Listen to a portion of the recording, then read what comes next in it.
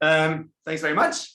As Christian already said, I'm at Cornell University. I also work for a company part-time. It's called ASAP. That's focused on NLP. But actually what I'm talking about today is something totally different. My latest obsession, which is self-driving cars and how to detect mobile objects from repeated traversals of the same route. And I will explain in a minute what I mean by this. And it's something I'm really, really excited about because I think it's really cool. So the problem that we're trying to solve is perception in self-driving. And so essentially what you have here is you have, these self-driving cars, autonomous vehicles, they have sensors, and typically these are LiDAR sensors. And so LiDAR is, for those who know, a laser sensor. You have a laser that pushes out a laser beam, and then you measure the time until it comes back. And you know the speed of light, so you can estimate exactly how long it took for it to bounce back.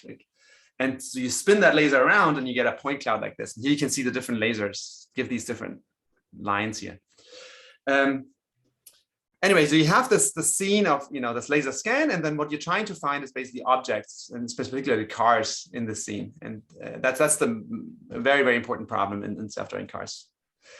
There's two issues with this, and the first one is that these LiDAR scanners are very expensive, especially if you have many beams. So they're cheap if you only have one or two, 4 beams, but actually if you want to have a not so sparse representation, you need like 64 or 128 beams. That can cost more than the normal car. The second thing is that you need a lot of label data, and I will get to this later, and that's very tedious. And so essentially what we try to do is kind of get rid of these two bottlenecks in self-driving cars. So the first part is how to make the sensors cheaper. And there's essentially two approaches to self-driving. And I just call them the Waymo and the Tesla approach. So Waymo, what they do is they have a few cars. These are these taxis. They have very, very high precision sensors on them, like 128 beam LiDAR sensors. They go really far. So this car is super, super expensive. Actually has LiDAR sensors all over the place, right? Not just one. It's super, super expensive. They also geofence it, so you can only use it in Phoenix, Arizona, where it's always sunny, right? It never snows in Phoenix, right? If it ever snows, they can just shut down the fleet because they control all the cars, right? And so beforehand, they actually have, very precise millimeter accuracy, high definition maps of Phoenix. So they have, everything is scanned in the city. So the car drives around, exactly where you are, right? There's very little uncertainty, right? And, that's one approach that works well, but it's very expensive for each car. The other approach is what Tesla does. Tesla ships cars that have very cheap sensors in them. Actually, here's the cameras. I don't know if you can see them. There are 3 little cameras right here. Right? They cost next to nothing, a few $100, right? And so the idea is, because the sensors are so cheap, they could include it in every single car that they ship. Now they can collect a lot of data, right? And so the hope is that they can do self-driving and object detection just based on cameras. When Tesla announced that they were doing this, initially it was very controversial, and mostly people made fun of Elon Musk, and essentially, people always make fun of Elon Musk, but here was essentially, this will never work, right? You need LiDAR sensors, right? Like if you just have cameras, you're just too inaccurate, and bad things will happen. And well, there's a, how does perception work with LiDAR and with cameras? With LiDAR, you take a LiDAR scan. You also take cameras if you have them, but they're not all that important. You put them together into some deep network. I'm not going to go through the details here. It doesn't really matter all that much. And the deep network is trained to output, bounding boxes around the cars. If you have cameras, then usually you use stereo images. So you have 2 different cameras that look at the same scene. And if you, for example, look at your finger, right? With your 2 eyes, what you will see is that the left eye sees the finger a little bit to the right, the right eye sees the finger a little bit to the left. So that's called disparity, how far they are away from, how far they are moved. So the first thing is you train a neural network, or to estimate the disparity. So how far, for example, is this house moved to the left on the right image, and how much is it moved to the right on the left image? That's the disparity map. From the disparity map, you can then use basic physics to get a depth map that basically tells you for every single pixel, how far away am I? And then you train a new neural network that actually takes RGBD images as input, also, red, green, and blue as the color, and also the depth, and outputs bounding boxes. Why do people laugh at Elon Musk when he has said that he would use this, he would bet on cameras? It's because cameras were terrible, right? They were awful. So here's the average precision errors. So average precision kind of is essentially the accuracy of detecting objects. The easy cases are that are close by, moderate is, and hard is really far away. There's two different categories, IOU 0.5, IOU 0.7. IOU means intersection over union. Essentially what we are saying here is if I detect a car and I know the ground truth is here, if at least 50% overlaps, then I say I'm correct. Here, 70% have to overlap. So this here is a little harsher metric. And if you look at it, right, LiDAR here gets 88% correct and camera just gets 13% correct, right? So it's really, really bad, right? And so for hard one, actually, we just get 8% correct, right? So it really didn't work at all at the time, right? And, understandably, people thought he was wasting his time, etc. Now, my students and I saw these numbers, and I was very, very curious, like, why is it that cameras, like object detection based on cameras, is so bad, right? Like, why is LiDAR is pretty good? And by the way, just to be clear, 88% accuracy does not mean that you're missing, like, 12% of all objects. It actually, usually the accuracy here, the problem is that you get false positives, right? So you may see a bush and you think that's also a car or something and try to avoid it or something. So we try to understand why is it that cameras are so bad. And back then, if you would ask any vision researcher, the perception was, or the conjecture was, well, it's so bad because laser is an active sensor. It's very, very precise. These cameras, they're just not, they're passive, they're just not that accurate. And depth estimation is not that good. It's just a limitation of the sensors. And we looked at these depth maps that we saw. And here's a depth map, for example, of a scene here, the cars, right? And when we looked at it, I'd be like, well, I can see the cars pretty well, right? They look pretty crisp, right? So this, it looks pretty good to me. I can see it, right? Why can't the neural network see it? And so somehow, we didn't quite believe it. So what we did is we took these depth maps and we converted them into 3D point clouds. So for every single pixel, I have an, IJ coordinate, right? And I also have the depth. So now that gives me 3 coordinates, and I can actually now make this 3D representation, and I can now change my viewpoint, right, and look at it from above.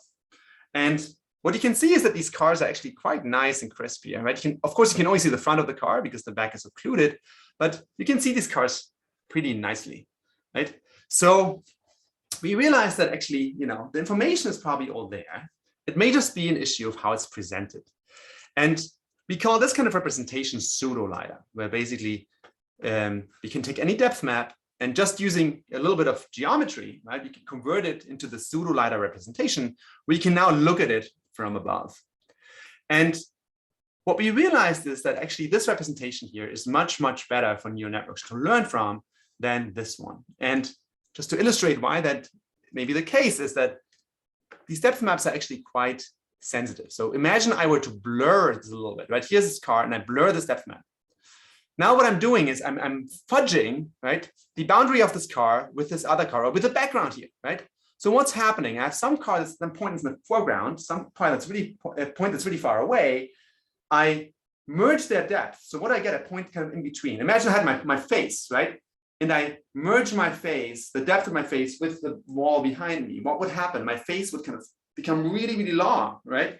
And this is what's happening here, right? By blurring this car suddenly becomes this monster here, right? This doesn't make any sense anymore. So this representation here is just a very, very brittle representation. And the output that we actually want, at the end we want bounding boxes, is actually in this pseudo-LiDAR representation. It's in the same kind of geometric space that this representation is already in there. So we are learning in this space, but then we are asking the neural network to convert it into this space, essentially after the fact, which seems like a bad approach. So our new conjecture was that it's not actually that the sensors are bad, it's that the depth map is just a bad representation for for ConvNets. So what we did is we did a very, very simple trick. We took these stereo images, we computed the disparity map, And then we said, okay, from the disparity map, we compute the pseudo-LiDAR representation, which looks a lot like LiDAR, except that it's dense. It doesn't have these lines in it. And now we just take a neural network that was trained on LiDAR and stick this in, right? And this is just as if we had LiDAR sensor and try to detect these boxes. And just doing this change, right, changes everything, right? Like if you look at this, right, these are, and you know, I can't stress how huge this changes. People have been fighting over these 9%, right, forever. There's been benchmarks, and people have, you know, written papers and papers trying to improve this, right? And boof, right, we moved it up from 13 to 73% average precision. So just this representation basically changed everything. Since then, we've made a few more, you know, published a few more papers. I'm not going to go into the details, but essentially we closed the gap like more and more. Right, and just made it end-to-end learnable, etc. And actually, the green line here is cheating a little bit. The green line actually has a very, very cheap LiDAR, with just 4 lines that we fuse with the stereo images, and we basically show that you don't need an expensive LiDAR. You just can have a $100 LiDAR together with a $100 camera, and that actually works really, really well and gets you almost all the way there. So this is something we're very, very excited about. And what's really cool is, soon after we published this, actually Tesla announced that they are now switching to pseudo-LiDAR. So they changed their whole pipeline from 2D to 3D processing. In fairness, what they're actually doing is quite different because, you know, in some sense, we just isolated this one representation. They actually do a lot more stuff in their, you know, in their neural network. Their neural network is quite complex, and they're doing a lot of really cool stuff. But actually, in some sense, validates very nicely you know, how well this works. And one thing I want to emphasize is that this LiDAR data is very hard to come by because you need very expensive sensors, right? But this camera data is super dirt cheap, right? So if you have millions of cars like Tesla does, right, or any car company does, right, you could collect 1 million times more data for the blue line than for this green line, and then you could easily close this gap, right? So these are kind of now assuming that you have the same amount of training data, which is really, you know, not the case in reality. All right, so that was really cool. And other people actually since then followed up and analyzed pseudo-LiDAR. And I think the current conclusion is that what's really, really hard for the neural network to learn is this change from depth map representation to the 3D point cloud representation. And the magic in some sense is to input, you know, to do that for the neural network and make, you know, don't require the neural network to learn that. And if there's people have published all sorts of variants now that essentially if you do that step, right, then things work really, really nicely. So it's an important lesson to learn that if you know something, right, do it for the neural network, right? Like don't make the neural network learn everything, right? Because sometimes things are surprisingly hard that are easy for humans because you know the formula, right? But the neural network has to learn that formula, which is actually cumbersome, and it may just get it wrong. All right. So after we did the pseudo-LiDAR thing, this essentially reduces the cost of the sensors from expensive LiDARs to just cheap cameras. We thought, well, what's the second big thing that's kind of holding self-driving cars back? And we identified the biggest problem to be labels, actually. So this is a pie chart that I stole from towardsdatascience.com. It's a popular blog, but essentially it estimates that for most projects, half the cost is just labeling and data cleansing. And in self-driving cars, that may be even higher. And the reason is the following. Let me just show you here. Here's a tool that Amazon uses. Like Amazon is actually one of the major labelers because they have mTurk and they actually have all sorts of services to label data, and they are actually specialized on self-driving cars because there's a huge market for it. And here's a video from their webpage where they show how one car is labeled. And so here's this car that they're labeling, and you can see how their tool works. And so you have to move that box around it, kind of in all 3 dimensions, you have to get this right, and so on. And you have to make all sorts of adjustments. The interesting thing about this video is that it takes about 20 to 30 seconds to get this label right. But the crazy thing is that Amazon put this video out not to show how slow their labeling is, but exactly the opposite. They want to show that their tools are so sophisticated that you can actually label a car much, much faster than their competitors, right? And that still takes 20 seconds, right? And you have to do many, many, many frames. This is just one frame, right? And one car, right? But you have to label millions of those. In particular, think about all the different scenarios, right? So, you have different seasons, right? So we have fall or, winter, we have different weather, like snow or foggy, right? We have totally different conditions like highway or city or, something like Schrobenhausen here. This is actually Ithaca, like small towns, right? Or you actually have like dirt roads, if you're, on farm roads, etc. And you can't just train something, on a highway and expect it to work on dirt roads. It doesn't work at all, right? So this is the easiest one, highway. So whenever you see something working, it's usually on highways. That's super, super simple. Everyone stays in their lane and everything is nice. But the more participants there are, and there's pedestrians and so on, it gets harder and harder. Which is actually one reason, by the way, Google used Phoenix. It's because Phoenix, Arizona is so hot, there's hardly any, bicyclists or pedestrians. So it's actually quite a simple test bed. And this is all, so, what you would need is you would actually have to get labeled data for all these different scenarios, right? In different countries and so on. And that's just, highly developed countries, right? If you were to start going to Vietnam or something, right? You wouldn't even have a chance, right? There's no way we can handle these kind of situations. So once again, we took a step back and looked at, how does the current setup work? And the current setup works, you have a car with sensors on it. And for now, let's just use LiDAR because, just to isolate one factor. And so you have your LiDAR scanners, then you collect data, then you label data, right? Use a lot of people to label data. And then you have a database of labeled data, you train your system, you evaluate it, you iterate, and then you ship your car.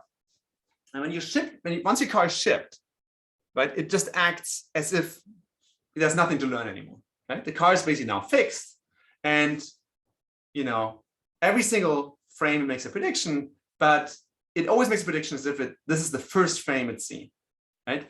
And assumes that basically you're kind of driving a totally new route you've never driven before. And that's a wasted opportunity, right? In reality, people don't actually behave that way. You don't actually drive new routes all the time. What do we really do, right? Well, we go shopping, we go to work, we go home, we go shopping, we go home, work, and so on. We drive our kids to soccer, right? Every single day, way too often, right? And that's essentially what we are doing, right? So most of our time, actually, we are driving the same routes over and over again, right? So somehow there's a missed opportunity. Couldn't we learn from the fact that we've driven the same route now 100 times, or or just 10 times, or just twice, right? And you actually get better at it. And so we claim that the inefficiency is basically here, right? So you train a model, but then when you're using it, you actually want to keep learning. And essentially the way we dreamt this up is that the car should have the opportunity to store memories in a database. And the cool thing is you can actually store that memories and actually share the database across different cars, right? So even if I drive down a route for the first time, the fact that someone else drove this route this morning should make my car better at driving the same route, because ultimately it doesn't matter if I drive it or you drive it, right? It's all just one big brain essentially, right? That would get better the more you drive a route. And then when you think about it, you're essentially never really driving a route for the first time, right? If you buy a car, you drive it in your hometown, well, I'm sure other people have driven the same routes before. So why don't we learn from that? And the advantage, of course, would be you wouldn't have to get labeled data from this particular place, right? You would just collect unlabeled data. So how are we going to do this? All right, so here's the setup. When a car drives, this is kind of what you see. This is the input. And then you push it through a neural network. And here's kind of what you see.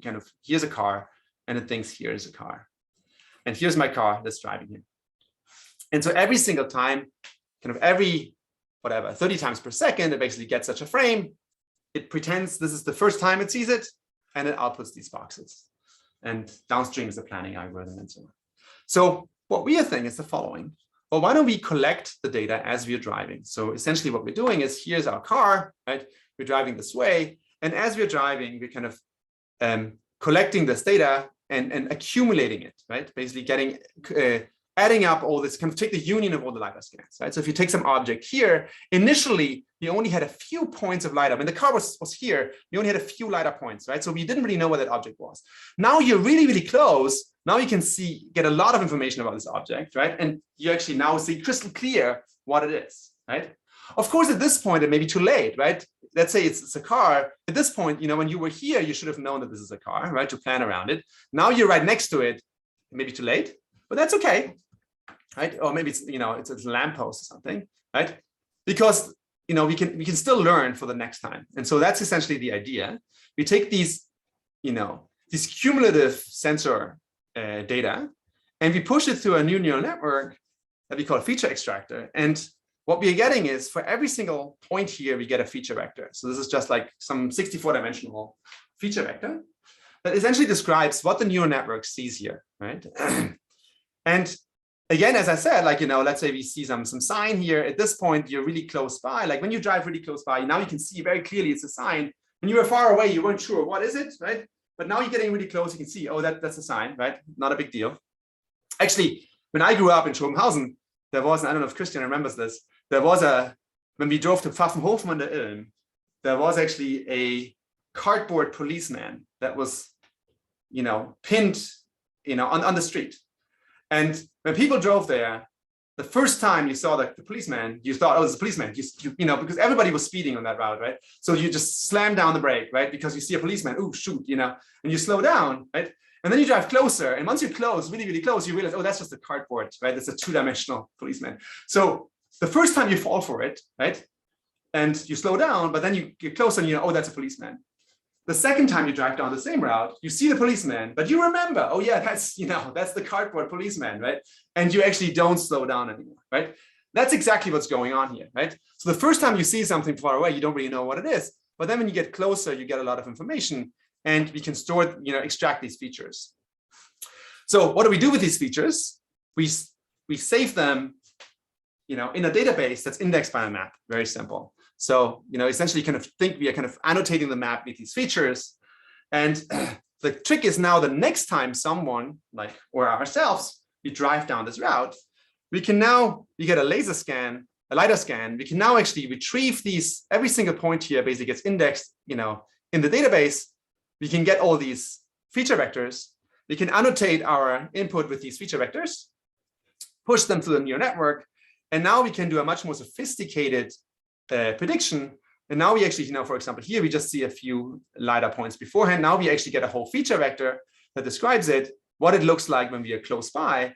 And we can actually learn that we realize this is not actually a car. This is actually just a sign that just from far away looks like the door of a car.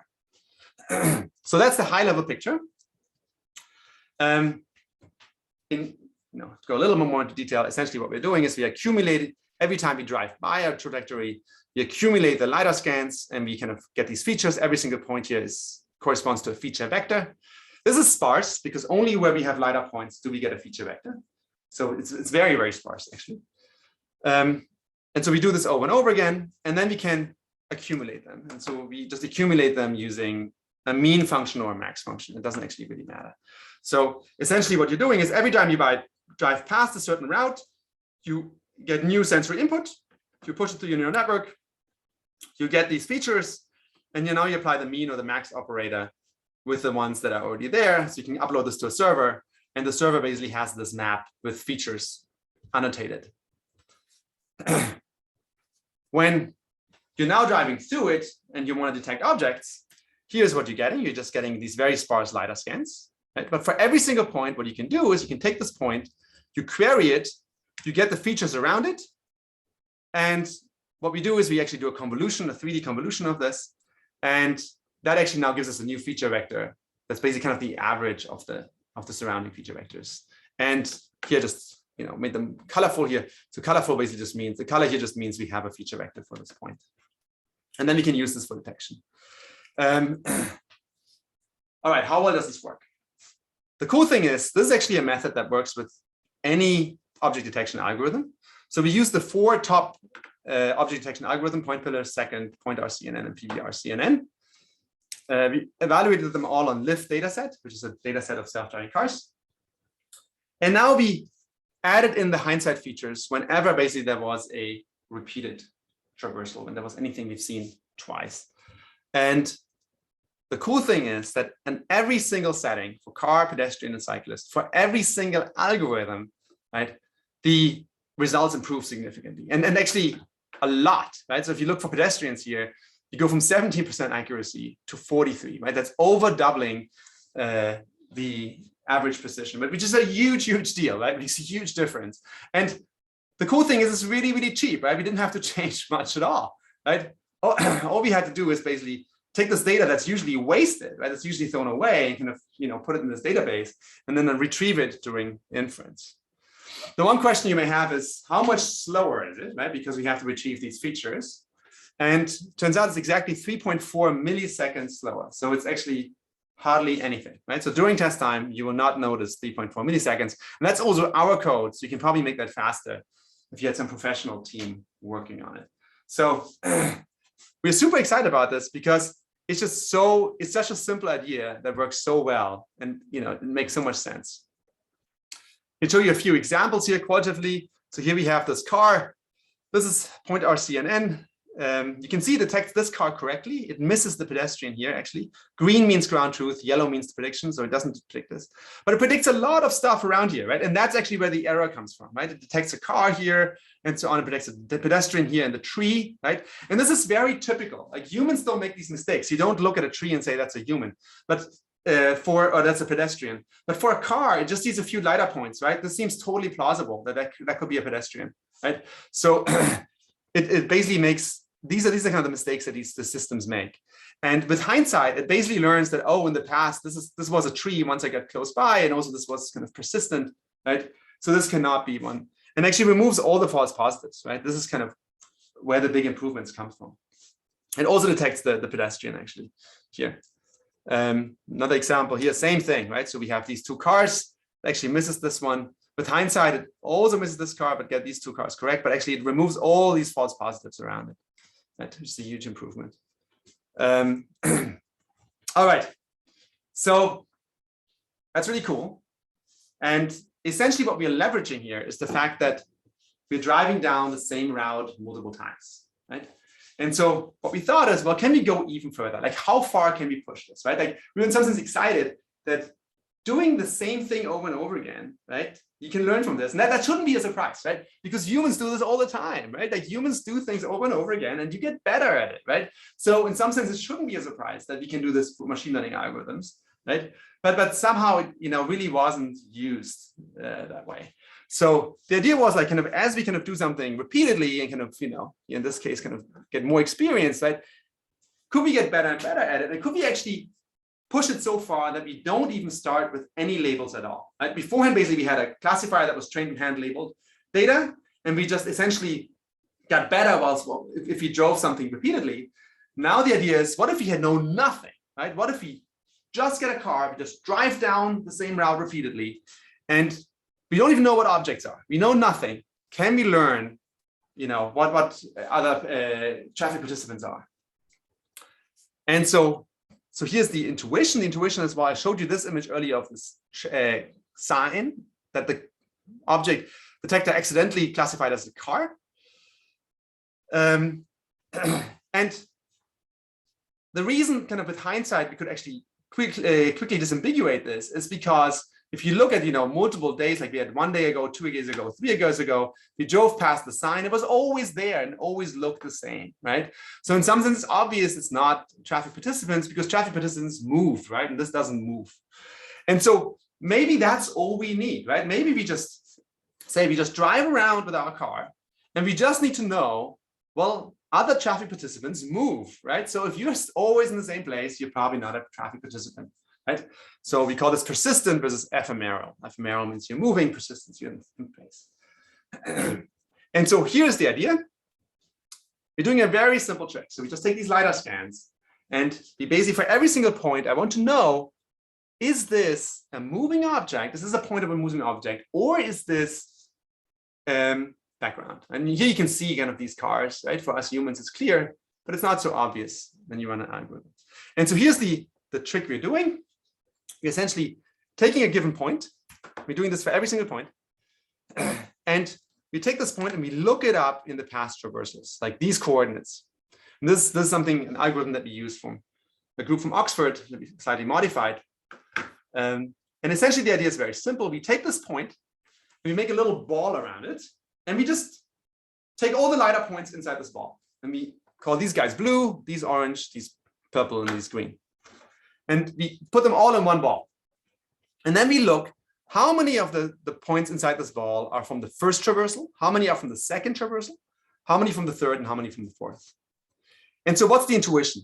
The intuition is if you have an object that's always there, right, like a wall, you will always roughly get the same number of points, right? So it should be a very flat distribution, right?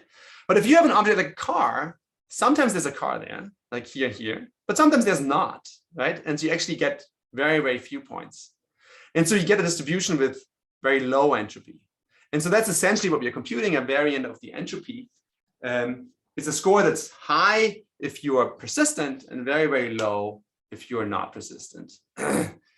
It's essentially like entropy. The only difference is that if you have no points at all, then we set it to 0. So it's a little bit of, tailored towards this case. And then we can color. So essentially what we now get is LiDAR scans that are colored, right? Red means it's persistent, and blue means this is different than in the past, right? And that's the building block, right? And the cool thing is we haven't learned anything yet, right? We just take the raw LiDAR scans, right? We just do this very simple lookup. And this is actually, by the way, this is blazingly fast, right? This nearest neighbor lookup in 3-dimensional. You can just use these very smart KD trees and stuff, right? So this takes no time at all. And now you get these colored LiDAR points. If you look at foreground objects, you see foreground objects tend to have very low scores, it means blue color. Background objects tend to have red color, like very high score. To show you a little example, so here we have a little video of, as you know, there's a camera, just cars driving by, and you can see here very nicely how the different objects, right? Here's actually a bicyclist, right? They get pulled out, and they basically, these mobile objects are blue, whereas everything else is kind of red because it's persistent over time, right? So that's very, very promising. It's kind of because that's our input signal from which we want to learn what objects are. Just to show you some success cases here, works really, really nicely. We have these two cars, it pulls them out. Here's a car in front of this bank or whatever, like it pulls it out very nicely. Here are the two traversals. So here actually it has this car, but in the past there was never a car here. So it was very clear this is a car. Here you had, again, same thing. So there was, there's this car, but in the past there wasn't really something. Here are failure cases. When does this assumption break? Here's some, a fence that someone had just put up just before we drove by.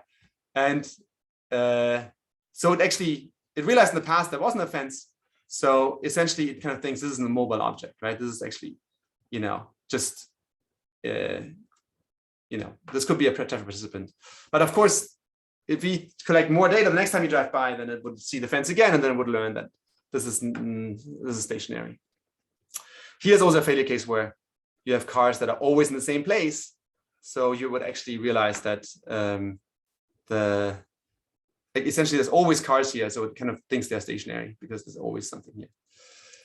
That's okay. We don't have to catch everything. And this is actually the trick now. So essentially what I just told you is that we can go from LiDAR scans to these colored LiDAR scans. But the colored LiDAR scans, basically, blue color means this is something that's moving, and red color means this is something that's stationary. And our hope is that we can just, by driving around, we can actually learn what are objects, what are not objects. And here's how we do it. I'm not going to the details here, but just kind of a high-level overview. We take these colored LiDAR scans and we cluster them. So now we get clusters of objects, right? And these are basically all mobile objects. So we cluster all the, clusters that actually, we can find the clusters of low persistency score. Then we take these clusters and we put bounding boxes around them. So here we put bounding boxes around them. So now we have a bunch of labels. Some of them really are cars and some of them are not, right? So this is like some pancake here. I don't know what this is, right? But it's not a car. But here comes the cool thing. We actually know something about cars, right? We know that cars are about 1 meter high. They don't fly. They're not underground, right? So if we just take these three filters, we say, well, they have to be at least 1 meter high. They can't fly and they can't be underground. And we can remove, most of the false positives, right? And it's okay to remove too many. It's okay. You just need some, right? So if you miss some cars, that's no problem. In fact, in this case, actually, we do miss one. Here's one, right? There's a car that we didn't see. That's all right. So we just need to get a bunch of pseudo-labels. And here comes the cool magic. So here's a scene that's particularly hard. Here's actually many cars, but you can hardly see them, right? They're, you know, like here's this car, and then here's like this car behind it. And this here, this kind of is out of view actually. But these guys, you know, you can't, it's very, like, it doesn't see them, right? It doesn't detect these cars. Because it only sees a sliver of these because they're occluded. But we find the first car, we find this bounding box.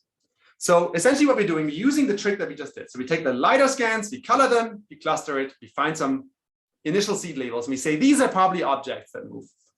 Then what we do is we train a classifier on these objects, and we use that classifier to label the same data that we trained it on, right? So self-training. So, and now this classifier actually learns some patterns, learns what cars look like, right? What they have in common, and it labels a lot of these things correctly. But it also finds some incorrect ones. But again, we can remove the incorrect ones easily because they actually they're in regions where there's a high persistency score, right? But this classifier didn't know about. So we can just remove these wrong ones. And now we just do this over and over again, right? We repeat this. We basically use our classifier to label the data. Then we filter it. We remove the things that we know are wrong. And then we train our classifier on our own labels. And then we go to 1 again, right? So we do self-train. We do this over and over and over again. And slowly, what we observe is that it gets more and more accurate. And at the end, we actually get a classifier. It's pretty decent. So here, if you look at this, wait, that's my mouse here. Just move this. So this classifier actually here detects every single one of these cars, I think, except this one, right? That's really far away, but you can barely see actually. Here's some car. But the amazing thing is, it didn't have anything to go with initially, right? The only thing we did was drive around the city a few times. Here's, you can see how this evolves over time. So this here is the average precision for close by objects and for far away objects. So initially, this is the initial seed label. So we just take the LiDARs and we color them, cluster them. This is the accuracy that we get. It's pretty bad for far away objects, but it's pretty decent for close objects. And then we reach self-training, so 10 times, and this is 40 rounds of self-training.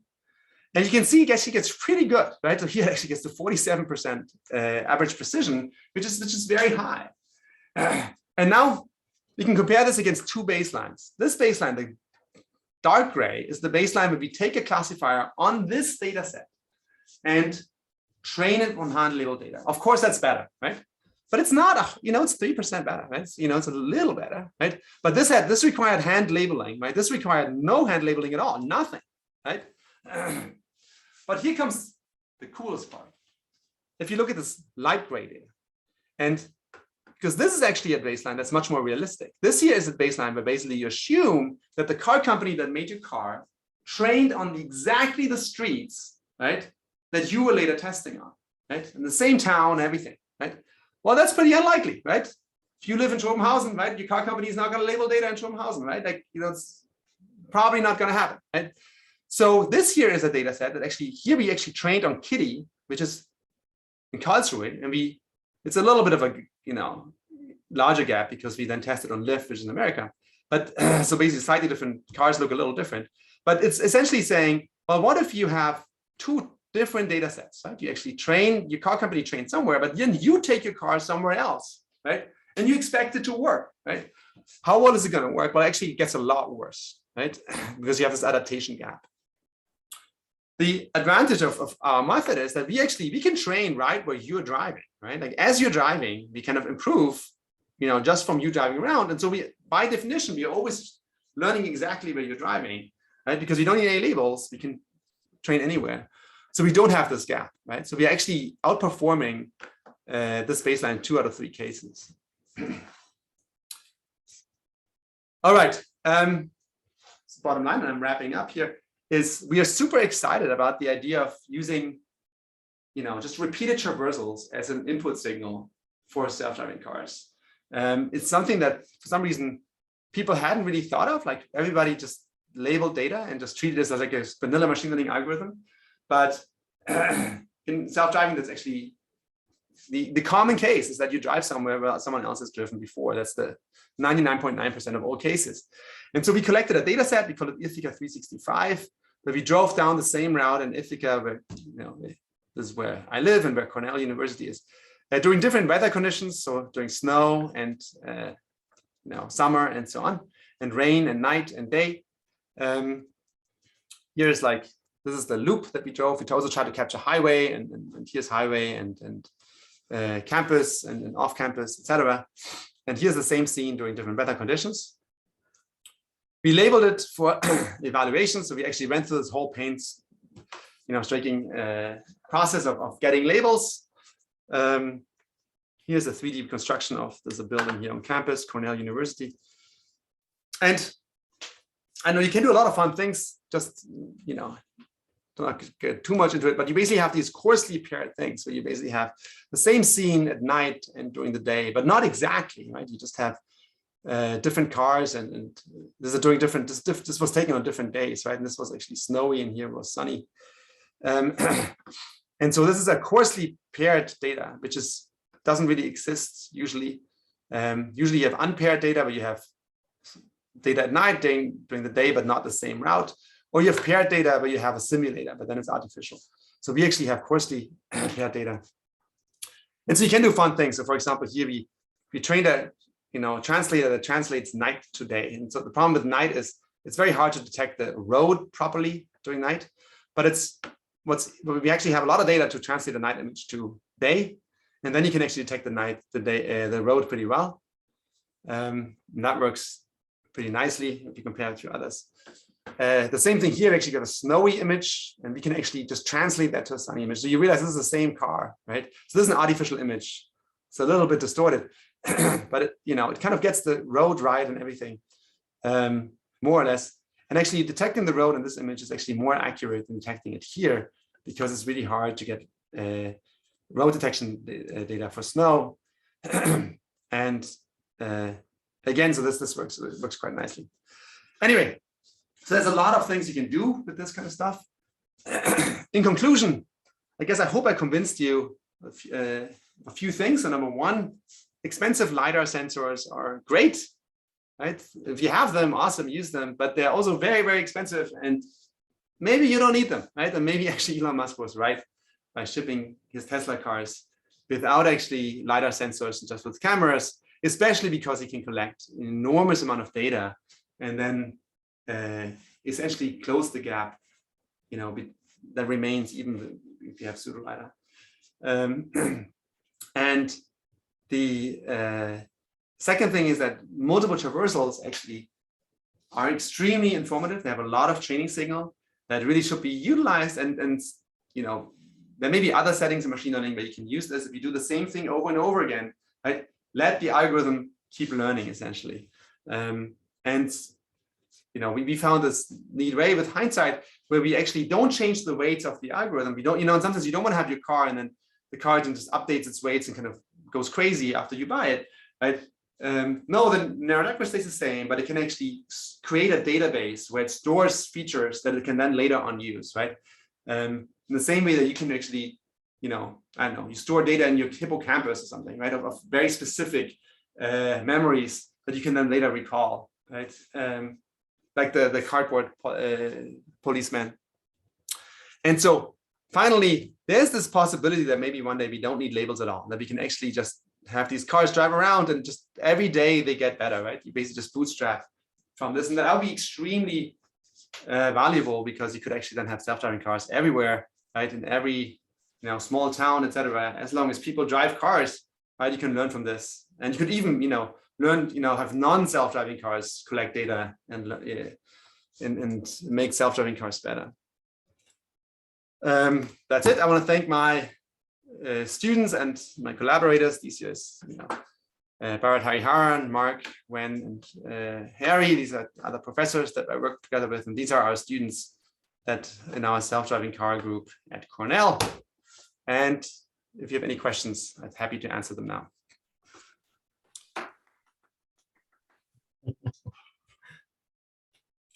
Can you just